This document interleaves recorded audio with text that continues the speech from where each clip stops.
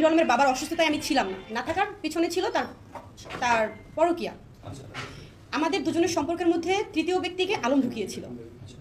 Hero Alam আর আমার মধ্যে তৃতীয় ব্যক্তি আলম ঢুকিয়েছিল, এই মিথিলা নামের মেয়েটা। একে নিয়ে আমার সাথে অনেক ঝামেলা হয়, ঝগড়া হয়। ঝগড়া হওয়ার এক পর্যায়ে গিয়ে আমি সিদ্ধান্ত নিয়ে আমি কাজ করব, কিন্তু আমার সিদ্ধান্তে ভুল ছিল যে আমি তাকে ডিভোর্স করে নিইনি। তাকে ডিভোর্স দিয়ে তারপর আমার কাজ করা উচিত ছিল।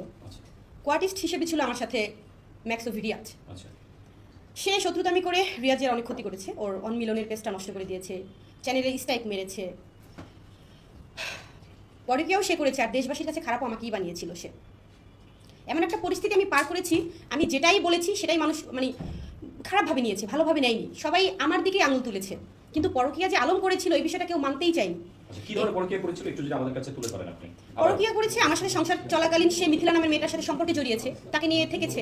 সে তো প্রকাশ্যে এসে বলছে, আপনারা তো সে প্রমাণ পেয়েছে। এই মিথিলা নামের মেয়েটা তো স্বীকার করেছে যে তার সাথে সম্পর্ক ছিল, তাহলে আমি তো প্রমাণ করে দিয়েছি। তারপরও এতদিন সে ইমোশনালি হোক বা যেভাবেই হোক সে আমাকে সে কাবু করে রেখেছিল। লাস্ট সে যখন সুইসাইড করে তখন আমি তার কাছে ব্যাগ যাই। ব্যাগ যাওয়ার পর আমি দেখি যে আলম সেই আগের আলমই আছে, সে পরিবর্তন হয়নি। আমি শেষ করি। তো আলমকে আমি যেটা ভেবেছিলাম যে এবার হয়তো বা সে পরিবর্তন হবে, আমি ব্যাগ গিয়ে দেখি নো, তার মধ্যে কোনো পরিবর্তন নেই। সে সেই মিথিলার সাথে যাকে নিয়ে এত কিছু, যে মিথিলাকে নিয়ে এত কিছু হয়ে গেছে, সেই মিথিলার সাথে সেই সম্পর্ক রাখছে, আবার যোগাযোগ করছে।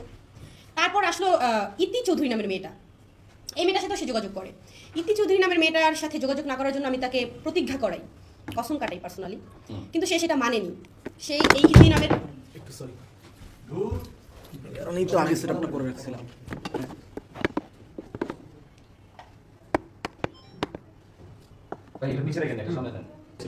হ্যাঁ ইতির সাথে উনি যোগাযোগ রাখছে, যেটা আমি চাইনি।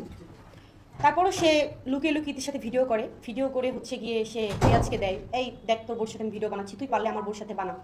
কিন্তু এখানে তো তোমার রেশারেশি করার দরকার ছিল না, যেখানে আমি তোমার কাছে ফেরত দিয়েছি।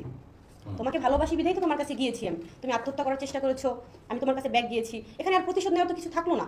কিন্তু সে কন্টিনিউ রিয়াজকে জ্বালাচ্ছিলই। আর ইতি চৌধুরী মেয়েটাকে আমি নিজে ফোন করে বলেছি, দেখো আলমের সাথে আমি এখন মিলে গেছি, যেহেতু আমাদের দ্বন্দ্ব ছিল তখন তোমরা ভিডিও করেছো, এই ভিডিওগুলো আর এখন ছেড়ো না। তোমরা তো আর মিউজিক ভিডিও করোনি বা কোনো মুভি করোনি, ইনভেস্ট করোনি, তোমরা ফোন ধরে টিকটকের মতো ভিডিও বানিয়েছো, এইসব ভিডিও আর ছেড়ো না।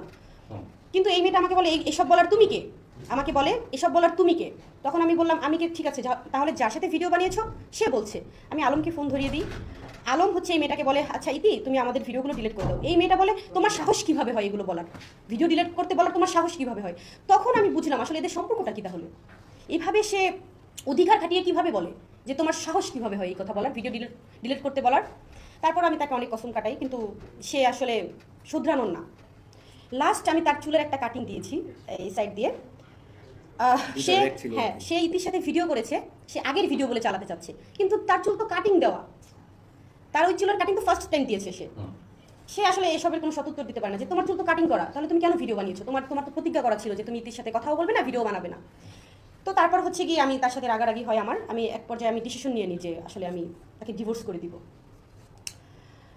কক্সবাজার হচ্ছে আমি আমার একটা কাজে যাই, রিয়াজ ওখানে ওর একটা কাজে যায়, আমাদের দেখা হয়ে যায়। সেখানে হচ্ছে একটা বিশৃঙ্খল অবস্থা তৈরি করে সে, যেমন এই যে কিছু লোকজন সে পাঠিয়ে দেয়, গিয়ে তারা ফোন বের করে ফেলে। আসলে এটা তো সে কট বানিয়েছে, এটাও ফার্স্ট টাইম যে কট, ফ্যামিলি বাসায় কি কখনো কট হয় বলেন? ফার্স্ট টাইম যে সে কটের বিষয়টা বলেছিল, সেখানে আমার ফ্যামিলির লোক ছিল, ছোট ছোট বাচ্চারা ছিল, আমার বোন ছিল, আমার ভাই ছিল, ভাইয়ের বউ ছিল, সবাই ছিল। আপনাদের কলিগ কি আপনাদের বাসায় যায় না? তাই বলে কি কট